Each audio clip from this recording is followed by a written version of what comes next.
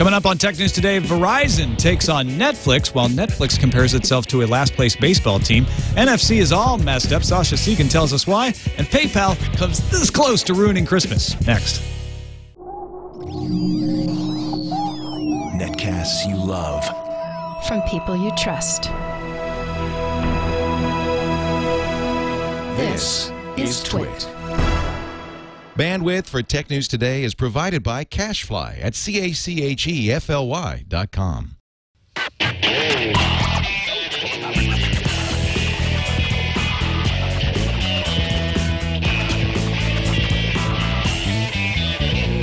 This is Tech News Today for Tuesday, December 6th, 2011. Tech News Today is brought to you by the Epson WorkForce Pro, the world's fastest two-sided printer, delivering high-speed two-sided color printing, copying, scanning, and faxing to keep your business running at full speed. Plus, you'll save on ink. Check out the Epson WorkForce Pro this holiday season at Epson.com.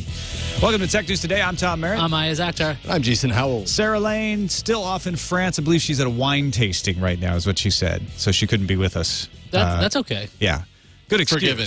Yeah, forgiven. Well, she's in France. I mean, yeah. If you're gonna, Cheese, she lives in Sonoma wine. County too. However, we don't miss her at all because we have Sascha Segan, lead analyst at mobile at PCMag.com. Welcome, Sascha. I'm not sure the disembodied head of Sascha Segan is a proper replacement for Sarah Lane. Well, you know what? I think it is.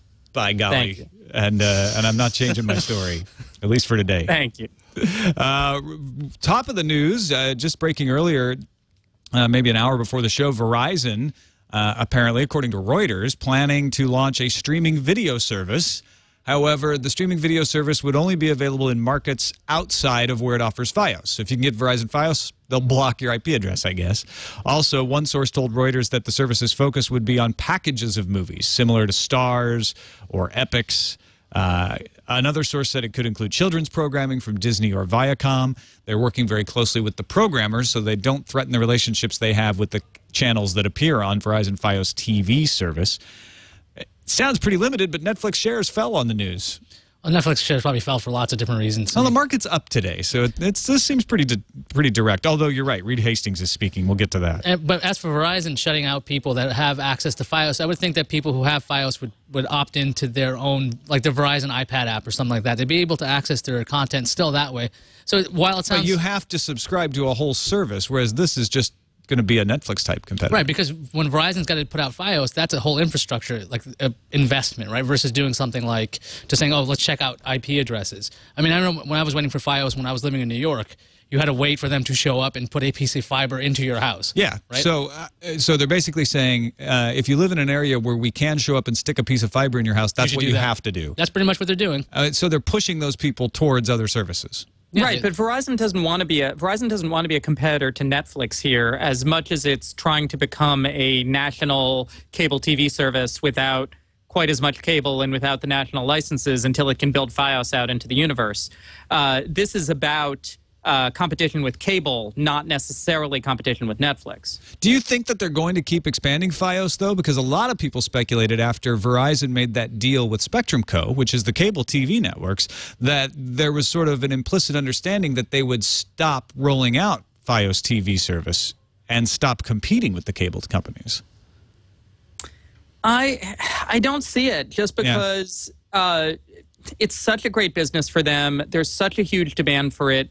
People want fiber, but the fact is Verizon doesn't have the licenses and doesn't have the franchises for the vast majority of the country. Most of America will never get Fios. So this is their way to get some TV-type coverage over those areas where they will never, ever build out Fios. Yeah, I look at this as making sense from Verizon's point of view, but not really making sense from the customer's point of view. I mean, this is allowed in sports, right? Like if there's a local broadcast team, they can black out the game on television if they haven't sold enough tickets. They're effectively forcing you to go to the stadium if you want to watch an event.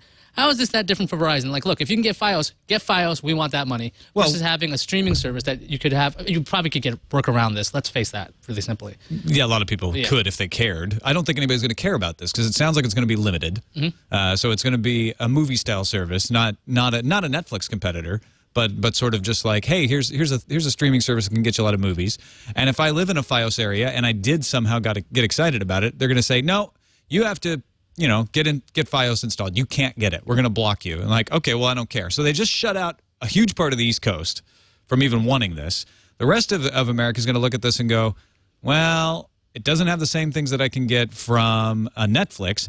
And there's a lot of other competitors starting out there, like an Amazon Prime, like an iTunes cloud service possibly on the horizon, HBO Go if I already have cable. In fact, Reed Hastings was speaking at the UBS Media Conference in New York, and basically said that, well, he said lots of crazy things, but he basically said that they are seeing a lot of competition rising. They consider HBO Go to be their main competitor, and they see themselves as having the strategy of Moneyball, which is the movie and book by Michael Lewis that explains how the Oakland A's used a low-budget approach to have good performance in baseball. The Oakland A's are a last-place team this last year and haven't been in the playoffs for a few years. So I'm not sure how. The more you talk about this Verizon thing, the more the more it sounds like the Verizon thing itself is not a big deal, but everybody's just wailing on Netflix right now. Everyone's seeing weakness in Netflix. Everyone's seeing issues with Netflix. Bingo. So the Verizon announcement just piles on this pile of crap on top of Netflix. Yeah, I think in the context of Verizon launching a very limited sounding service in only regions of the country, that's not that big of news, probably not going to succeed that well. But in the context of Verizon is piling on with a Netflix competitor, everyone sees that as like, see, yeah, Netflix is seen as so weak. And Jason and I were talking about this earlier. It's amazing. A year ago, Netflix could do no wrong. 4 months ago or 5 months ago, Netflix could do no wrong. And Hastings talking today said, we're sort of suffered what Bank of America suffered, and we think he's probably referring to the $5 ATM fee. Bank of America was going to charge $5 extra if you had a checking account every month because you have privilege to use their card, and they've changed their mind on that because there were a lot of people. Because there was an outrage, and Netflix went through the same thing where people got outraged and they changed their mind about Quickster, and they changed their mind about and backtracked on a few things. I mean, Hastings has said a lot of times that cable isn't our competition. This isn't our competition. We're always looking for time. That's really what we're going for. We want our customers to be watching Netflix. Not necessarily, we're not competing with cable, but we're competing with everything at this point. So anytime anybody does anything that's entertainment at this point, including Verizon's somewhat anemic but limited, little service, you're going to compare that to Netflix, because if you're not giving Netflix your $8, you're going to give it to somebody else. That's all they're worried about. And the thing is, what are you going to stream from? You're going to watch Netflix's limited selection, or you're going to watch Verizon's limited selection. It's really about what exactly is going to be on these different services. Because I know that the CEO, or one of the top guys at HBO, was talking about how you will never see HBO Go if you're a cord cutter. You need to have a subscription to HBO via cable, and then you can have this. I mean, Hastings is right to think of him as a competitor because you still need to stick with cable. And if you're paying cable, you might not want to have Netflix. Yeah, I think we've gone far afield here in this conversation because it kind of can range everywhere. But the upshot is Verizon rolled out a service that got everyone talking about how messed up Netflix is. Yeah, that's sort of the summary. The thing is, we know that TV networks are just loath to try new things. But if Verizon could have some live content, that would change. But they're not. That's not the story. Big if. Yeah, exactly. The story is that Reuters, and again, this is Reuters, not an official announcement, that they are talking about doing a very limited service in only regions of the country, and I kind of think that's a recipe for failure. It sounds like a recipe by committee. It may be a success in Verizon's point of view if they get a little bit of money out of regions of the country that they were getting no money out of before, but I don't think it's going to take out Netflix or Amazon Prime or any of those. Moving on to Verizon Wireless, the joint venture that is owned by Verizon. With who, Sascha? It's Vodafone, is that right? Vodafone, yeah. The Verizon Galaxy Nexus is coming to Verizon. We got all kinds of rumors about maybe it's going to show up in the stores today and then be launched on Friday. All of that's rumor. We don't know for sure. But what Google told Computer World is that Google Wallet will not be included on the Galaxy Nexus. So not quite the entirely Google phone that maybe some people wanted. 9 to 5. And then Verizon sent out a slew of angry emails to every journalist I know saying that basically the earlier stories were wrong and they're not blocking anything and they're just negotiating with Google and trying to make it all secure. Yeah, Jeffrey Nelson issued a statement taking issue with the phrase blocked. They're saying we're not blocking anything. We're just choosing not to install this yet. And he blamed security concerns. Now, the Google Wallet app is available on lots of phones right now. Should all of those people be concerned about the security of it? The Google Wallet app is not available on lots of phones. As far as I know, it is only available on the Sprint Nexus S. Ah, well, there you go. There's your issue. Lots of Sprint Nexus S's then. Lots of one particular phone loaded in lots of different places. I mean, you can get it anywhere, right? So the Sprint Nexus S users, they're insecure.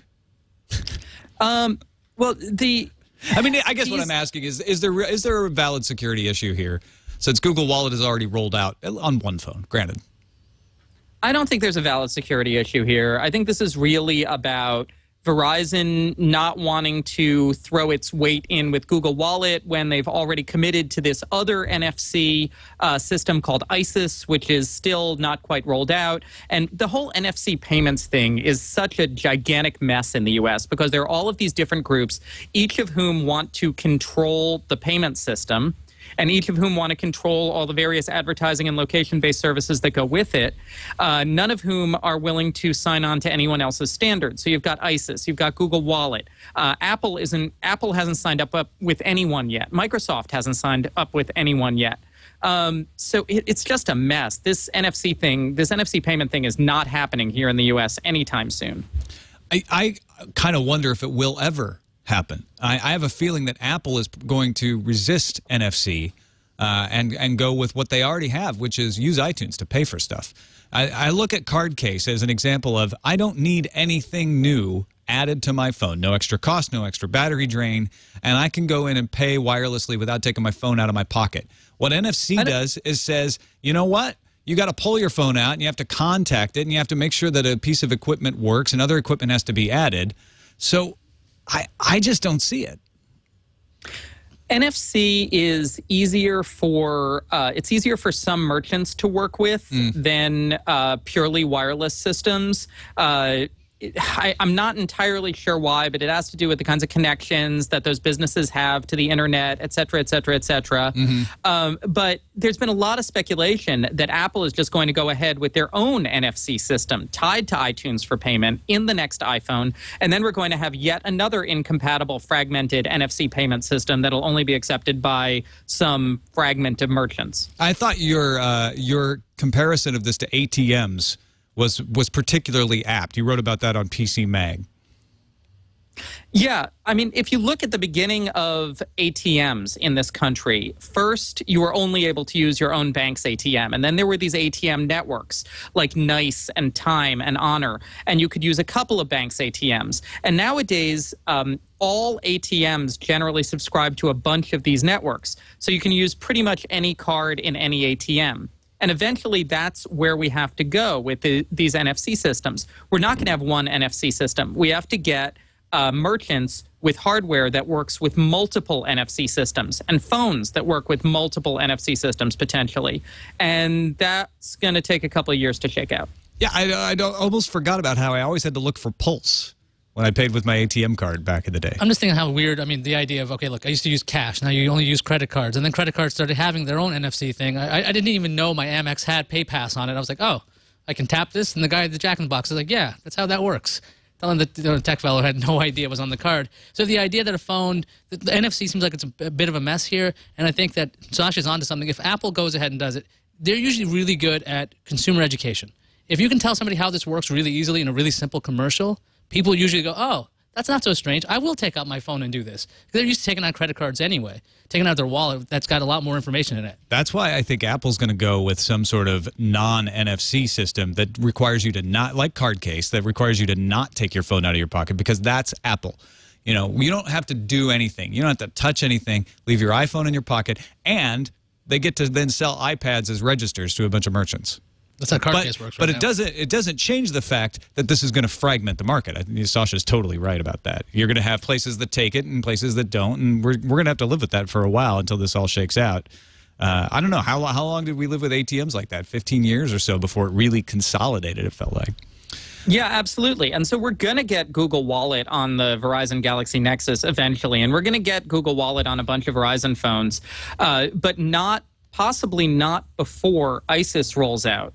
So Verizon is maybe just trying to stall, trying to level the playing field for its own system here. Yeah, I don't discount that there is a need to look at how Google Wallet works on the network and make sure that that you have proper security in place. You're dealing with people's finances, but I also, it smells to me a little bit like Verizon was looking for something that they could use that was valid, that would allow them to delay implementation until ISIS comes out. And Google Wallet works fine on the developer model GSM Galaxy Nexuses, and it works fine in other countries' Galaxy Nexuses. There's nothing specially insecure about the Verizon model. Let's move on to something that's going to warp your brain even more. The European Union's antitrust watchdog has said it will investigate whether publishing groups and Apple have engaged in illegal agreements or practices that would have the object or the effect of restricting competition. Why? Because Apple got the publishing industry to change from what's called a wholesale model to an agency model to break the domination of Amazon. This is why it hurts my brain, because they did this in order to break a dominant marketplace holder in Amazon. But the difference with the agency and the wholesale model is where the antitrust comes in, I think. The agency model says, I am going to decide what the price is and you have to sell it at that. So the publishers involved say, this book is $13.99. Anybody who sells it has to sell it at $13.99. The wholesale model, which is what Amazon used to do, says, we charge you $5 for the ebook. You can charge whatever you want. And in some cases, Amazon would charge 99 cents and take a loss because they're trying to build people up into buying Kindles and coming into the store. Publishers didn't like that. They thought that it was eroding the marketplace and bringing prices down so that they could not support the prices that they wanted. They got Apple to agree to this. Apple forced it into their book market, which then allowed the publishers to call Amazon's bluff and say, hey, there's a new bookstore launching at Apple. You either have to change to the you have to change to the agency model, or we're not going to publish our books with you anymore. Now, the real thing is where the competition would be stifled would be in the retailer space. Now, they no longer could set their own prices. So instead of it being $9.99, you got to go with $15.99 because that's what the publisher's saying. So that's where the competition would stop. And I was looking into this to see exactly how this works. And, I mean, this is going up against some EU guidelines that if their actions, it doesn't necessarily need to be some like actual agreement saying, hey, did you want to do this? And everyone says yes. No, it can just all be people acting the same, like in concert. That could be an agreement. That could lead to this whole cartel talk.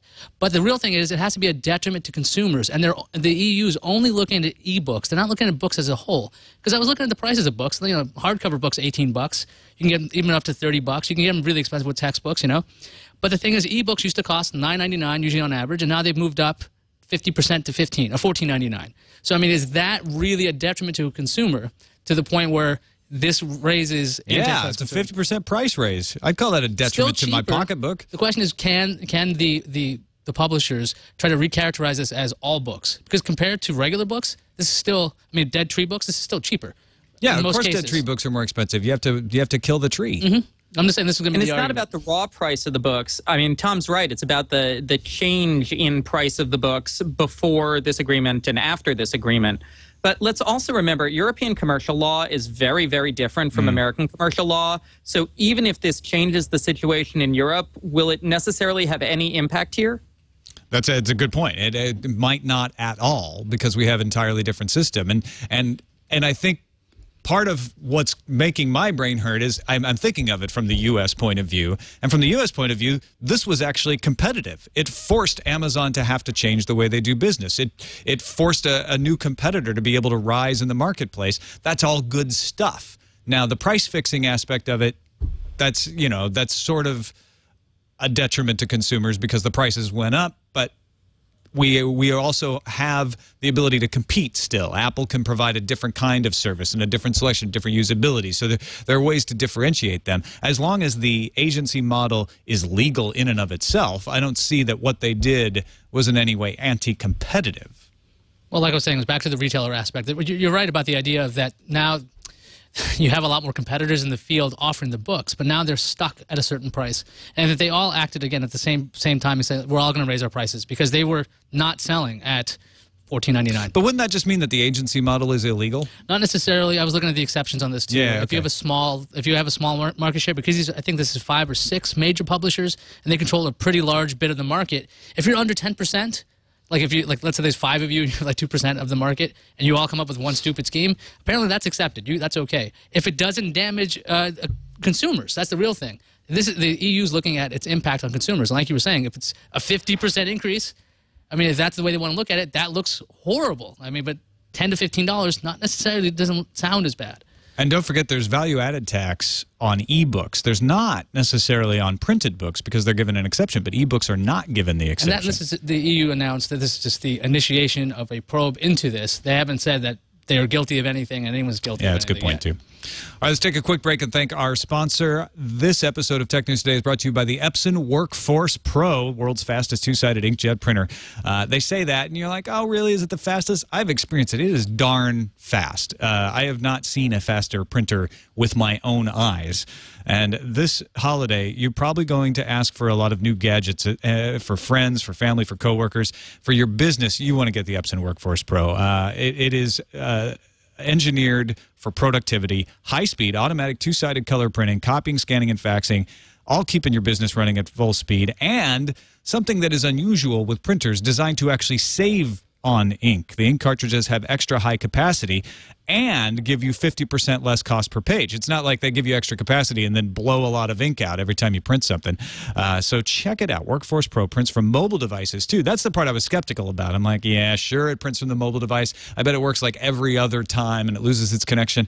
Not a chance. If you're on the same network, you can print something right from your iPhone, from your Android phone, and it will print out and print out fast. I've tried it out. 580 sheet paper capacity, too. That's pretty handy as well. Check it out at Epson.com this holiday season, and we thank them for their support of Tech News Today. Let's get into a good old-fashioned Apple rumor, shall we? This one being reported by anonymous sources in Japan at a major company working on television production for Apple. Australian technology site SmartHouse reported this. Apple television buyers will be able to choose from 3 screen sizes, according to the rumor, ranging from 32 inches to 55 inches. In addition, the sources say that television will ship with the same Apple A6 processor that is expected to be coming in the 3rd version of the iPad. And it will have a Siri-like virtual assistant. So you'll be able to speak to the television and call up the programs you want just by saying, hey, Siri, play Downton Abbey Season 1. And it'll just buy it and play it and do all of that. No, nothing about the service and the iCloud aspect or anything like that. It's also expected to be really expensive. So my question to you, gentlemen, would you pay twice as much as a normal TV to get an Apple TV that got you a Siri-like interface and the beautiful Apple graphical interface? If that's the entirety of the hook, as in it's got a voice control thing, and it's got an Apple logo on it, no. If for some reason there's some kind of iTunes subscription based into the price, and that's possible as well. It's just not in the. And this is just a rumor. Right now, the newest, with the most added information here is the screen sizes. There's been discussion of Siri controlling a television. The A6, I think, is new information. Yeah, if that's going to be the case. But for me, no. We should have put rumor mill up before this, shouldn't we? Yeah, because this is super rumor. Sascha, what do you think? Is this credible at all? Do you think this is something you'd like? Well, what I'd really like to know is, are these guys close to the matter, or are they in the upstream supply chain? Are they familiar with the matter, close to the matter? Are they just sources who are saying? Yeah, exactly. Exactly. No, I hate this idea, too. I mean, the TVs, people replace TVs a lot less often than they replace other consumer electronics devices, in large part because TVs are so darn expensive. And so do you want, if TVs are typically on a 4, 5, even 10-year replacement cycle, do you want your TV to be running 6-year-old software? What happens when Apple comes out with the next great new software innovation that requires the A7 processor in your TV and you have to swap out your $3,000 TV 2 years later? This just doesn't seem right. It's 2 competing Apple maneuvers here, in my opinion. One is the battery replacement maneuver, right? Everybody said, well, why would you ever buy a phone that you couldn't replace the battery on? Well, everybody does, because Apple just made them and said, you know what, you can't replace the battery, get over it.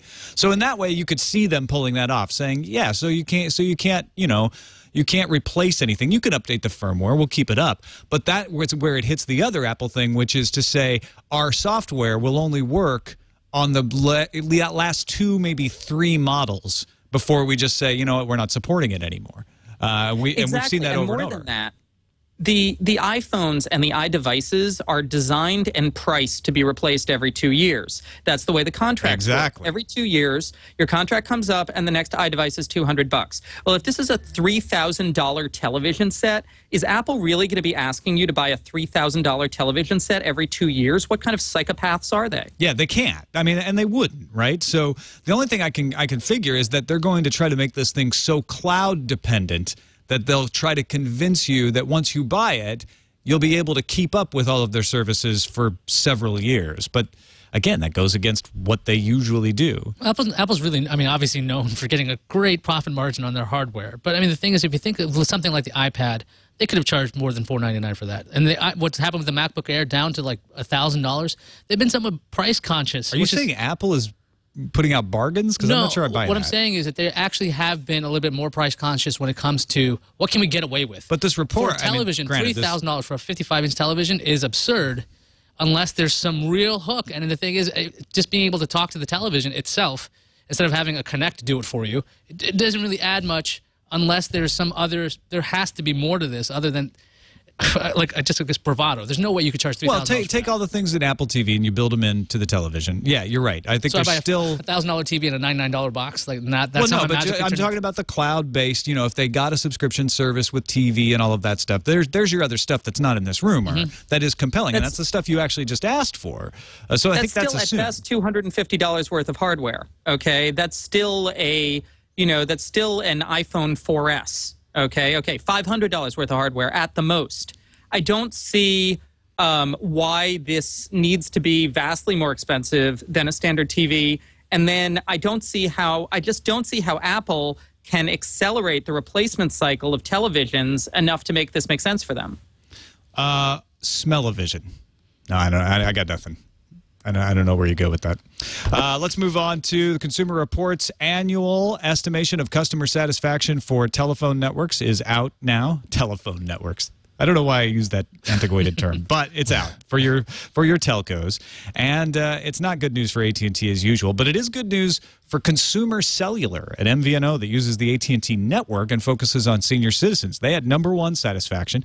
U.S. Cellular, the regional carrier out in the Midwest, was #2. Credo, an MVNO that uses Sprint's network, was #3. And Verizon was the first of the big four, followed closely by Sprint and T-Mobile. AT&T rated last place in customer satisfaction, and all of the big four lower than last year. Sascha, what do you make of this report? What conclusions should we draw from this?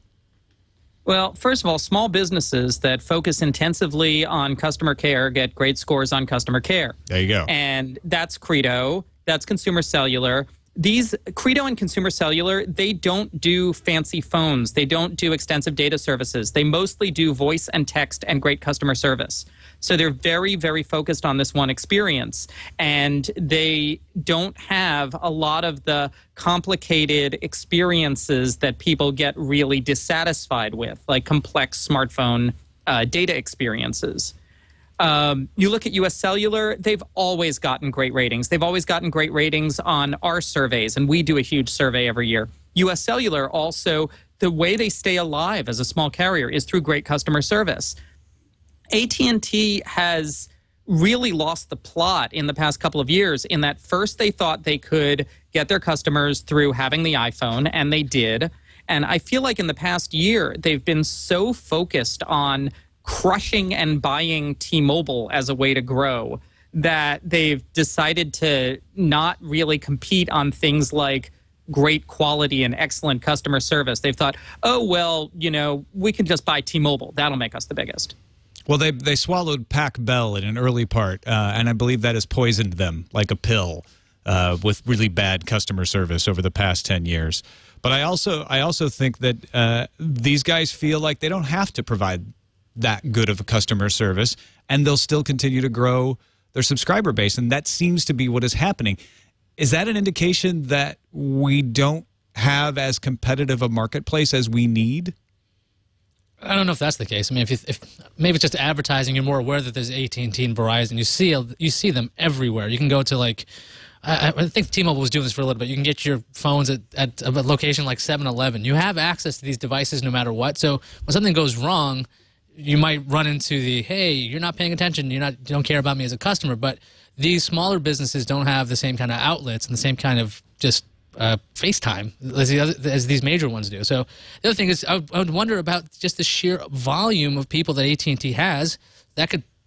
I don't want to say this Consumer Reports doesn't know how to do a survey, but if you have a lot of people, you can be annoying a lot more people than a small company. Yeah, they surveyed 66,000 people as part of this survey. Hopefully, they're Consumer Reports. They do this a lot. They should be weighting it properly. Sascha, do you think this shows anything about the competitiveness of the marketplace, or is it just when you're big, you tend to have a harder time providing service, like Iyaz is saying? I think it's a good point. They're the Yankees.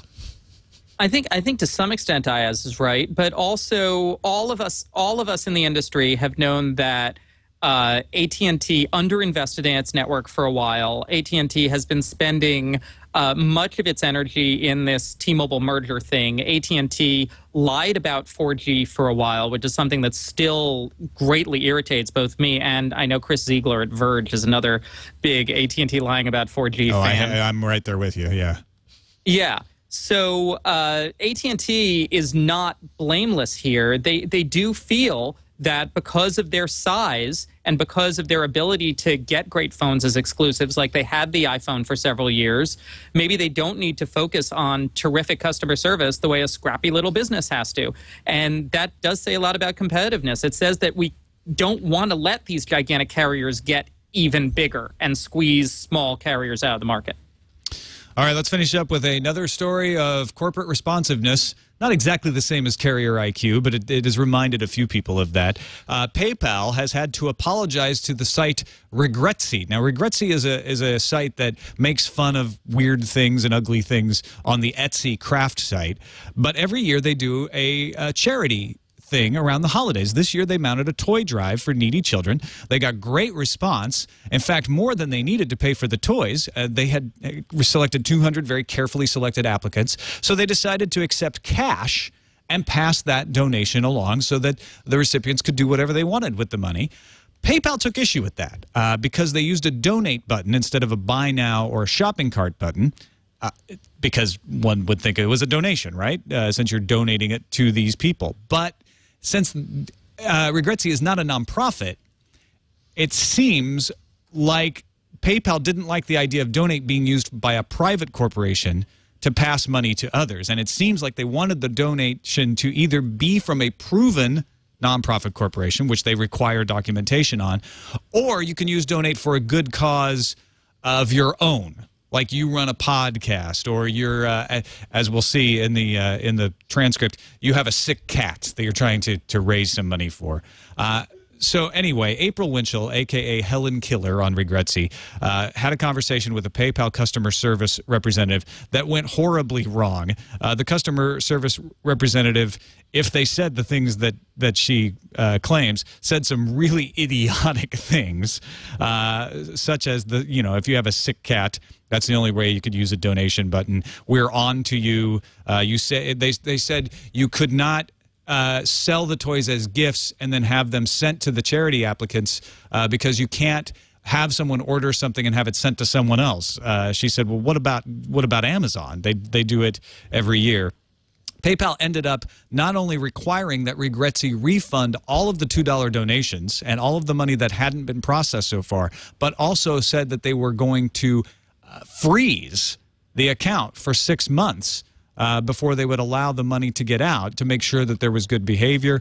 Of course, Regretsy took this to the public. There was outrage. A Green Geek Girl went through and said, I don't think Regretsy's actually violating the policy of PayPal in this instance of using the donate button. In the end, though, PayPal finally did the right thing. Anuj Nayar, director of communications, posted an apology of sorts, announcing that Regretsy's account was unfrozen, that donations could proceed, and PayPal would actually be talking to them about making a donation of their own. However, they did reassert that they have to follow these strict rules because they don't want people to purport fraud and say they're taking donations when they're not. It's one of those blind, follow the policy, don't really pay attention to the substance of what's actually going on. Causes this kind of mess. And the fun thing is nowadays, there's always a recourse. If you complain to the right people, like Consumerist, it'll go up there. And people would then inundate PayPal with, they pretty much show them in their face, you're being an idiot. So it's kind of nice to go, okay, there's a happy ending to this at least. It's not like, can you imagine manually refunding every $2 donation? That's not an easy thing. I've had to do it once or twice for payments for things. It's not fun. And if you have to do hundreds of these or thousands of these, it's really inconvenient. Maybe PayPal should have more tools for that, but man, did they screw up. Yeah, Nayar said, we appreciate that this could be an inconvenience, their guidelines, but we have a responsibility to all our customers, both donors and recipients and buyers and sellers. In this instance, we recognized our error and moved as swiftly as possible to fix it. So it sounds like PayPal realizes that this was, following the letter of the law, not the spirit of the law. But this is, anybody who's managed a public community, I bet all the mods in our chat room know this, you always have people who do things that are against the rules and then claim that they're an exception or that they didn't do it. And so I can see where a PayPal representative would think, here's another person trying to get around the rules, trying to make an exception for themselves, and I'm not going to allow it. And in this case, it just makes it look like PayPal is, hates children or something, and they don't want that. They don't need that. The only thing PayPal did wrong here basically is they didn't escalate through the customer service chain. PayPal's policy basically makes sense. They're a little paranoid. They don't want to become the preferred payment system for 419 scammers and other malcontents and fraudsters. But what should have happened is that this question should have been escalated to successively higher levels of customer service, and it wasn't. And so she had to use the special giant short circuit switch on the wall and go to consumerist. But the system eventually worked. It's just maybe now they need to look at, okay, how do we escalate these queries in the future? How do we make sure that these queries get through if necessary? Yeah, the customer service agent from PayPal told when April Winchell asked to talk to a supervisor, the person said there is no supervisor. In fact, we don't even usually answer these calls, and gave a lot of attitude. And I think you're right. That seems to be the point where it broke it down, because if it had been escalated, someone would have looked at this and said, yeah, you shouldn't have used the donate button in this situation, but I agree. I can see why you did use it. So let's just change that and don't do it again in the future. And it probably would have all been all right. And in fact, that's what happened. Nuge looked at it, at the end, he said, yeah, and he fixed it. And Nuge, by the way, worked at Apple for years, and he was always, in my mind, one of the friendliest and most open people I dealt with at Apple. So that's saying something too. Usually, you don't hear those words "friendly" and "open" often used to refer to PR at Apple from a journalist. Not saying never, but yeah, that's a very positive thing for those who don't know. Let's move on to the news views.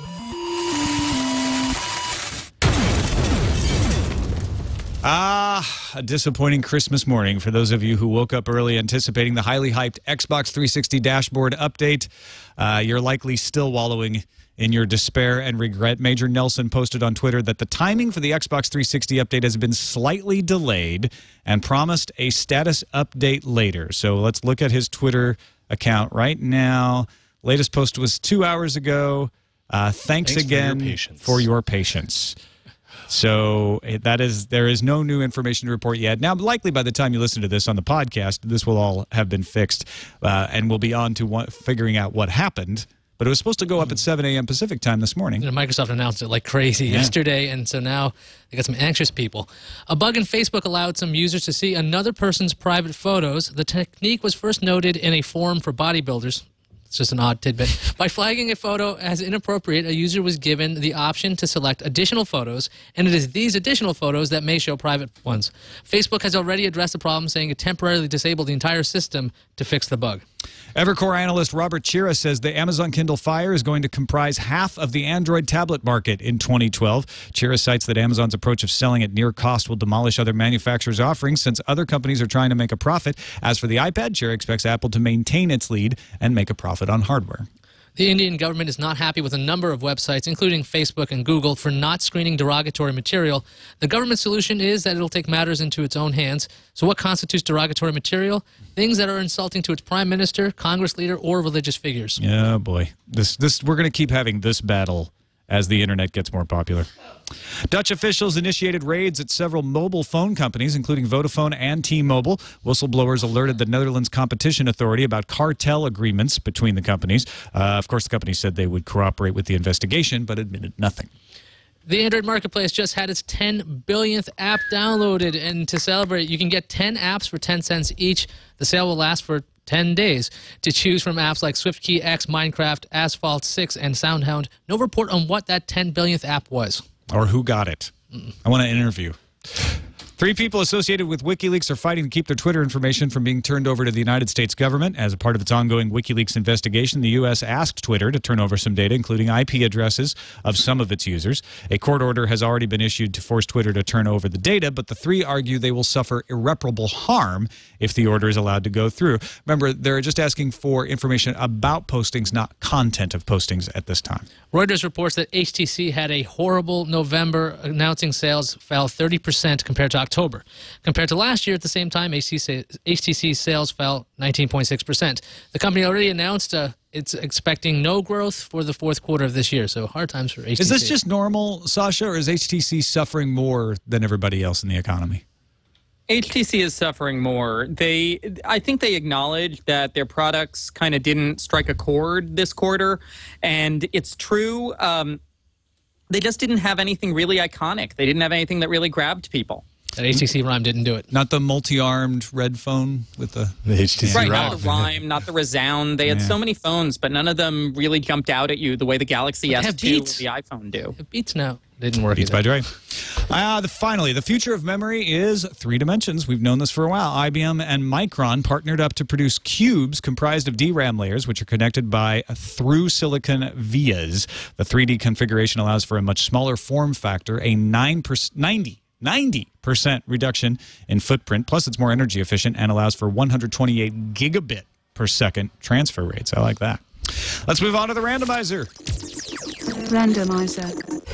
BD594 on YouTube is James Cochran, and he is famous for doing a Bohemian Rhapsody that was performed by a scanner, Atari 800 XL, and a host of other antiquated gadgets. That one was a little off-tone, but it was fun.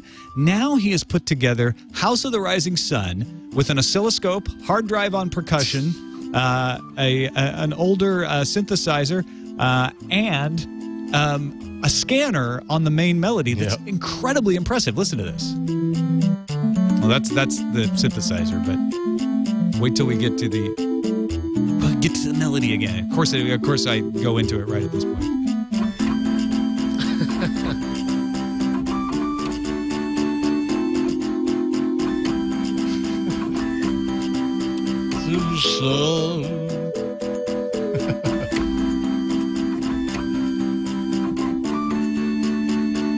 This should be the default program that these things, when they start dying on you, you should be able to hit one button so they can start playing music. Because I had a hard drive. Turn it into. Yeah, my hard drive died on me, and I'm like, I'm hearing that click of doom. I wish if it was, tapping a nice snazzy tune, I'd like that's not so bad. Actually, I flinch every time I see them show the hard drive on the video of it because I'm just like, it's damaging the.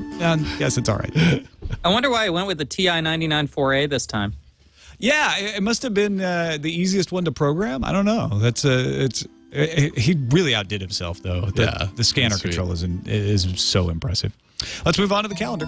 Today is the first day the public can register a XXX domain name, so go get your domain name if you want. Opera 11.60 is out today with a new HTML5 rendering engine known as Ragnarok and some other features slated for version 12. So you get a preview there. Saturday, December 10th, if you use Amazon's Price Check app, that's their little barcode code scanner, you can save 5% on your purchases up to $5. Brick and mortar stores ought to love that.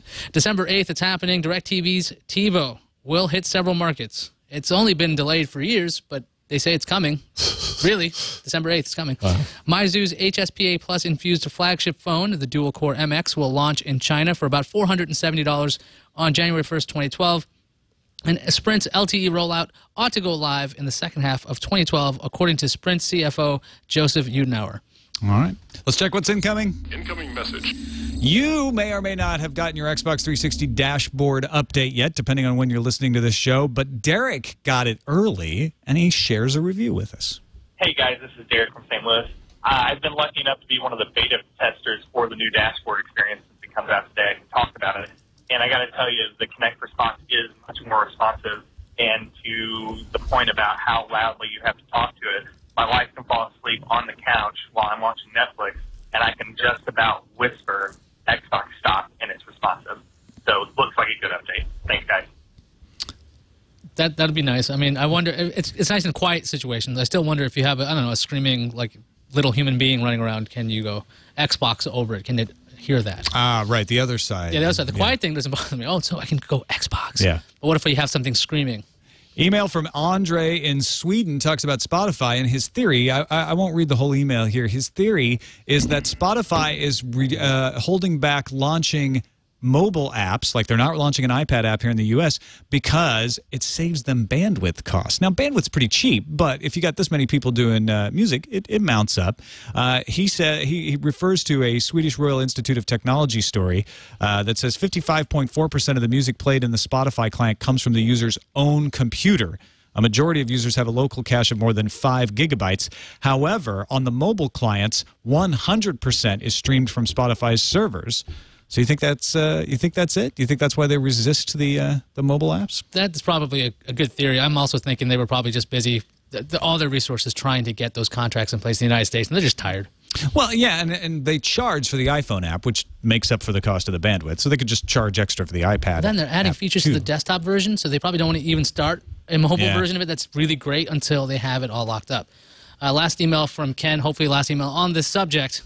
Just thought I would let you guys know about the idea of a microwave reading barcodes. Is an old idea. It was released several years ago, but it's no longer for sale. They talked about it on a GizWiz episode 1342. The microwave would have to make a phone call every night to download new barcodes. So it already existed. This was a special barcode thing. That was the weird thing. It wasn't like the UPC that's on every single piece of like food out there. Well, not every piece. We have the technology, though. It can be built now, is what I'm saying. So I feel like Samsung keeps introducing these things as refrigerators every year at CES.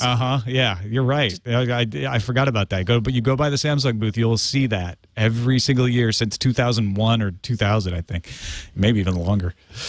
All right, that's it for this episode of Tech News Today. Thanks to everybody who submitted stories, and especially those who voted them up or down. The Regretsy story got overwhelming votes on our subreddit at technewstoday.reddit.com. That's one of the reasons we selected it for coverage.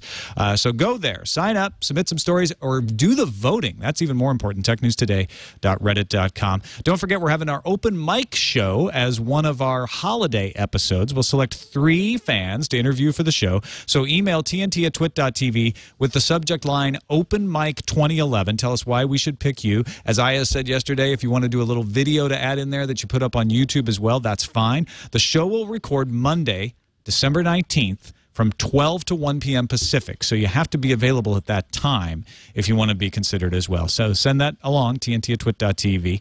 Sascha, Segan, thanks so much for joining us. It's always great to get your perspective and your wisdom on the show. Let folks know where they can find your work online. All my columns are up at pcmag.com. That's where you can find my columns and reviews and my perspective on the wireless industry. So please visit pcmag.com or check me out on Twitter as Sascha Segan. That's it for us, folks. You can find us on the web at twit.tv/TNT. You can email us, tnt@twit.tv, or give us a call. Our phone number is 260-TNT-SHOW. Rafe Needleman, my old pal from CNET, joins us tomorrow. We'll see you then. Stoked.